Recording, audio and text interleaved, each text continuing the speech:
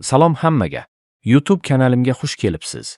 Bugungi videoda 2026 yilgi Nissan Armada haqida batafsil ma'lumot beraman.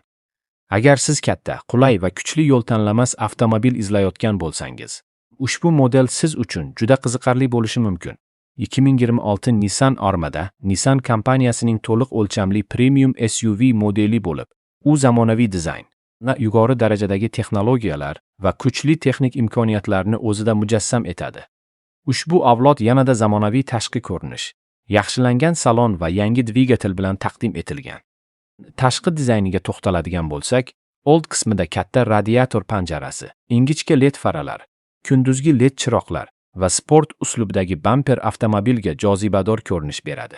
Yon tomonda yirik qotishma g'ildiraklar, baland kuzov va xrom elementlar hashamat hissini kuchaytiradi.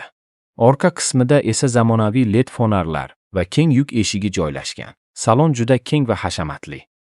Odatda 7 yoki 8 nafar yo'lovchini sig'dira oladi. Ichki qismda sifatli charm qoplamalar, yumshoq materiallar, elektr sozlanadigan o'rindiqlar, nam isitish va shamollatish funksiyalari hamda panoramali tom kabi qulayliklar mavjud. Uzoq safarlar uchun ham juda qulay avtomobil hisoblanadi. Old panelda katta sensorli multimedia ekrani joylashgan bo'lib, u Apple CarPlay va Android Auto tizimlarini qo'llab-quvvatlaydi. Shuningdek, raqamli asboblar paneli, simsiz telefon quvvatlash, premium audio tizimi, USB portlar va bir nechta quvvat ulagichlari ham mavjud.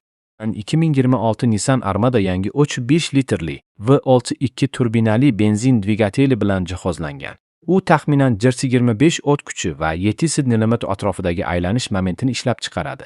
Dvigatel 9 pog'onali avtomatik uzatmalar qutisi bilan ishlaydi. Xaridorlar orqa g'ildirakdan tortish yoki to'liq g'ildirakdan tortish tizimini tanlashlari mumkin. Harakatlanish xususiyatlari ham ancha yaxshilangan. Osma tizimi yo'lda yumshoq harakatni ta'minlaydi. Rul boshqaruvi esa aniq va qulay ishlaydi. Avtomobil asfalt yo'llarda ham, notekis va qiyin yo'llarda ham ishonchli natija ko'rsatadi. Katta treyler yoki qayiq tortish imkoniyati ham uning muhim afzalliklaridan biridir. Xavfsizlik tizimlari juda boy.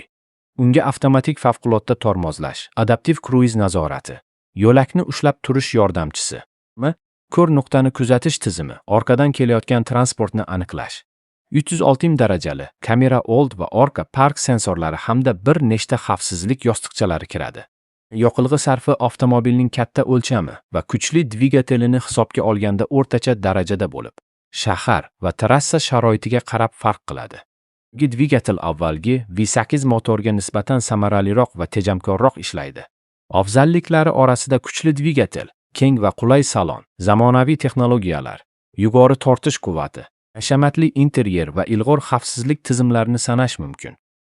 Kamchiliklari esa katta o'lchami sabab tor joylarda boshqarish qiyinroq bo'lishi va yoqilg'i sarfi kichik SUV modellarga qaraganda yuqoriroq ekanligidir.